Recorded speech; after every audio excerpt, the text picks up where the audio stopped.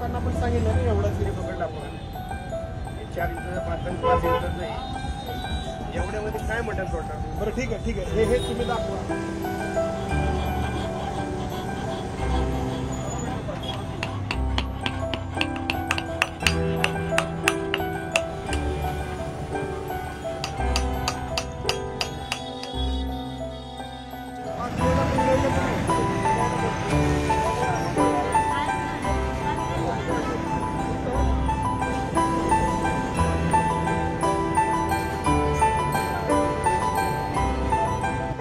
कोयत्यांचा सुळसुळाट झालाय.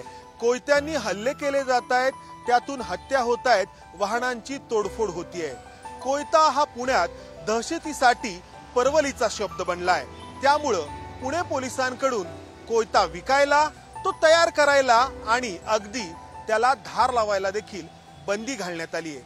मग प्रश्न पडतोय की हे कोयते नक्की येत आहेत कुठून? आम्ही आता पुण्यातील जुना बाजारमध्ये आहोत. हा पेशवेकालीन बाजार आहे आणि इथं लोकांच्या उपयोगाच्या सर्व वस्तू आज देखील विक्रीसाठी उपलब्ध आहेत. त्यापैकीच ही शेतीसाठीची अवजारं, ज्यामध्ये कुदळ, कुऱ्हाड, फावडं आणि लहान मोठी अनेक अवजारं आपल्याला पाहायला मिळत आहेत. मात्र इथं तुम्हाला कोयता कुठंही दिसणार नाही. याच विक्रेत्यांकडे नाही तर इथं अनेक जे विक्रेते आहेत त्यापैकी कोणाकडेही कोयता उपलब्ध नाही. ताई, काय हे सगळं दिसतंय, कोयता मात्र नाहीये तुमच्याकडे? नाही, कोयता ठेवत नाही साहेब. कधीपासून ठेवत?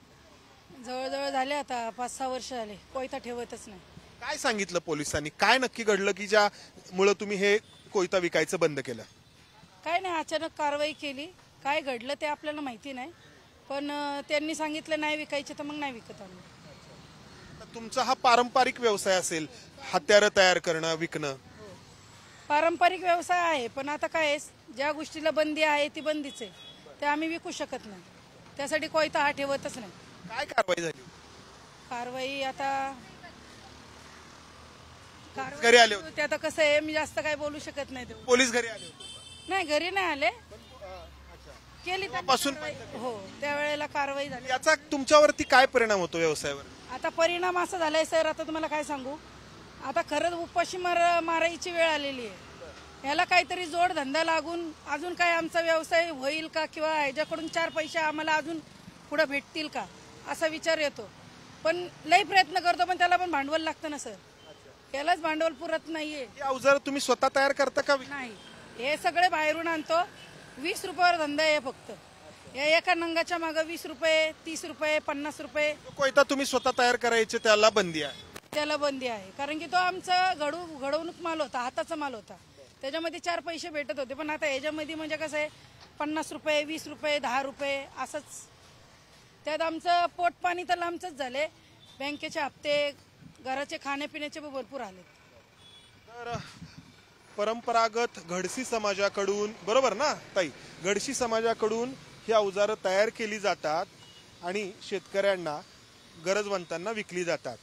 या बाजारामध्ये या पिशव्या विकण्यासाठी बसलेल्या आजी कधी काळी अशाच अवजारांचा आणि खास करून कोयत्यांचा व्यवसाय करायच्या. मात्र कोयता विक्रीवरती बंदी घातल्यानंतर त्यांना या पिशव्या विकायची वेळ आली. बरोबर? काय नाव तुमचं? विमल साळुंके. विमल साळुंके. काय नक्की झालंय आणि काय परिणाम झालाय? आमच्या पोलिसांनी हे केलं, काही विकायचं नाही, बंदी घातली. मग आम्ही खायचं का, मग पिशव्या विकायच्या. हा, आधी तुम्ही तयार करायचं कोयता? नाही, आमचे मालक म्हणून 22 वर्ष दुकान बंद झाले. आमचे म्हणणं आता काम नाही, ते रिक्षावर जातात, तर आम्ही पोट भरतो.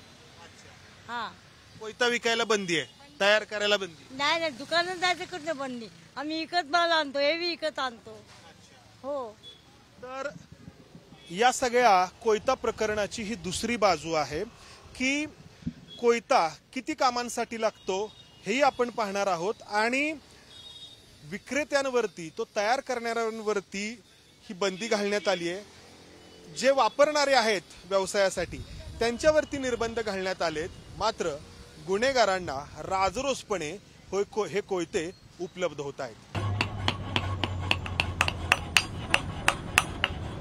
कोयता विकायला आणि तयार करायला तर बंदी आहेच, पण व्यवसायासाठी या कोयत्याला धार जरी लावायची झाली तरी या लोहारांना ज्याचा तो कोयता आहे त्याच्याकडे त्याचं आधार कार्ड मागावं लागतंय आणि त्याच्याकडे शॉप ऍक्टचं लायसन आहे का, म्हणजे व्यवसाय करण्याचं लायसन आहे का हे तपासावं लागतंय.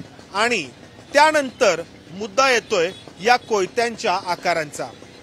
काय सांगतात पोलीस तुम्हाला? पोलिस सांगतात आम्हाला की साधारण 9 इंचाच्या पेक्षा मोठा कोयता नसावा असावा असं सांगतात, पण ह्या गोष्टीमध्ये माप आता 9 इंचाचा कोयता घेतलेला माणूस कामच करू शकणार नाही, कारण की 4 इंचाची मूठ जाणार, 5 इंचामध्ये काय कापणार. घरातली सुरी सुद्धा त्यापेक्षा मोठी असते. नियमानुसार नियमानुसार जे सांगतात त्या हिशोबाने कामच करू शकत नाही माणूस. 9 इंचाचाच पाहिजे. हा 9 इंचा. आता हा किती इंचाचा आहे? आता हा पूर्ण कोयता मूठ धरून एक 14 ते 15 इंचाचा आहे. साधारण एवढं लागतं, कमीत कमी 10 इंचाचं पातं लागतं आणि 5 इंचाची मूठ लागते. आता 9 इंचामध्ये जर मग 4 इंचाची मूठ, 4 इंचाची मूठ आणि 5 इंचाचं पातं बनवलं तर एवढ्यामध्ये काही करू शकत नाही माणूस. एवढ्यामध्ये मटण पण तोडू शकत नाही, काय झाड पण तोडू शकत नाही, काही तोडू शकत नाही. आता धार लावायला जेव्हा लोक येतात तुमच्याकडे तेव्हा काय सांगता तुम्ही त्यांना? आम्ही त्यांच्याकडनं आधार कार्ड घेतो. तुमचा धंदा आहे का, कशाचा आहे, कुठल्या ऍग्रिकल्चरचं आहे, कशाचं आहे, त्याची चौकशी करतो आम्ही. नंतर आम्ही त्यांना धार लावून देतो. नोंद ठेवतो आम्ही. आमच्याकडे लायसन्स, जे शॉप लायसन्स असेल त्याचे शॉप लायसन्स, आधार कार्डची झेरॉक्स, सगळ्या गोष्टीची खात्री करतो, त्या माणसालाच आम्ही देतो.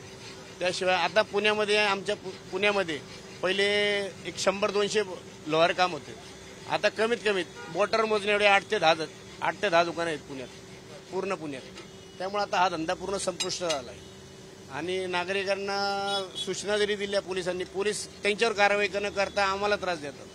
मुद्दा तोच आहे ना की आता तुम्ही म्हटलात की किती 200 कुटुंब होती, पण कोयत्यावरती ही जेव्हा बंदी आली तेव्हा खूप कमी कुटुंब राहिली, बरोबर?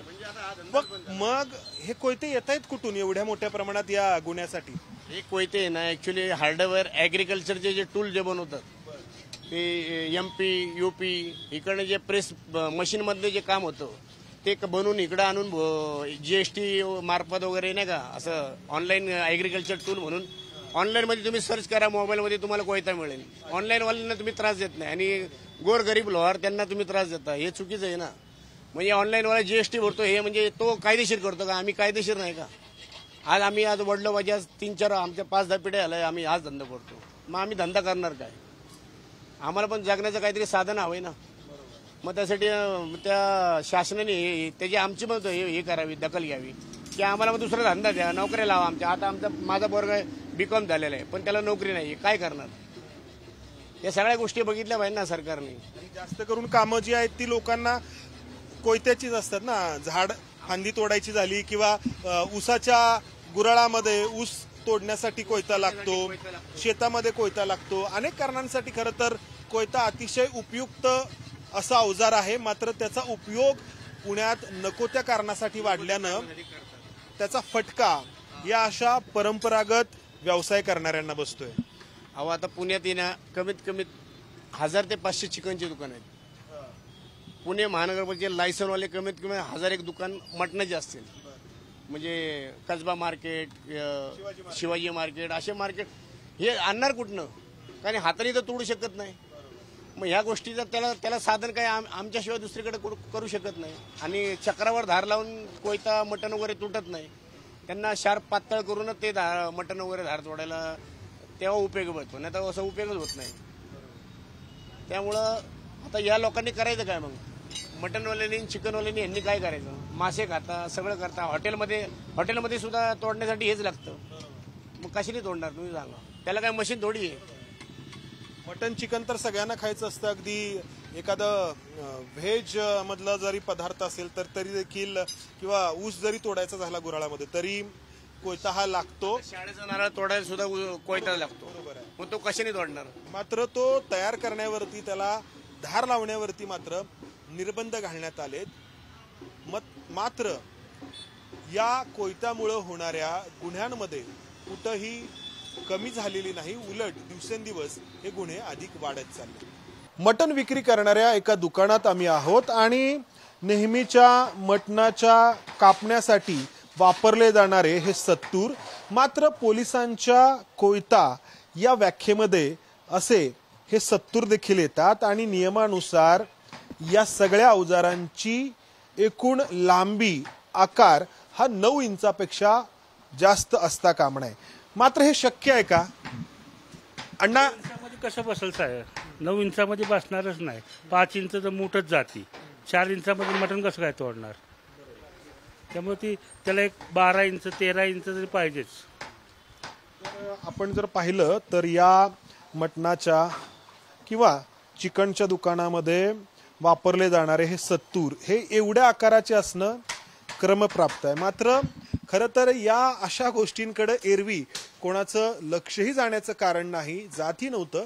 मात्र पुण्यातली परिस्थितीच अशी आहे की या गोष्टींकडे देखील पोलीस बारकाईने लक्ष ठेवत आहेत. मात्र तरी देखील कोयत्याच्या मार्फत केले जाणारे गुन्हे कुठेही थांबत नाहीयेत. कोयता असो किंवा अन्य कोणतं हत्यार, गुन्हा करण्यासाठीचं ते फक्त एक साधन असतं. गुन्ह्यासाठी निर्णायक असते ती गुन्हेगाराची मानसिकता. त्याला जोपर्यंत आवर घातला जात नाही तोपर्यंत कोयत्याच्या निर्मितीवरती आणि त्याला धार लावण्यावरती कितीही निर्बंध घातले तरी काहीही फरक पडणार नाही. होईल तो फक्त प्रामाणिकपणे व्यवसाय करणाऱ्यांना त्रासच, हे यातून स्पष्ट होतंय. कॅमेरामन अमोल गवाळेसह मंदार गोंजारी, एबीपी माझा, पुणे. एबीपी माझा, उघडा डोळे बघा नीट.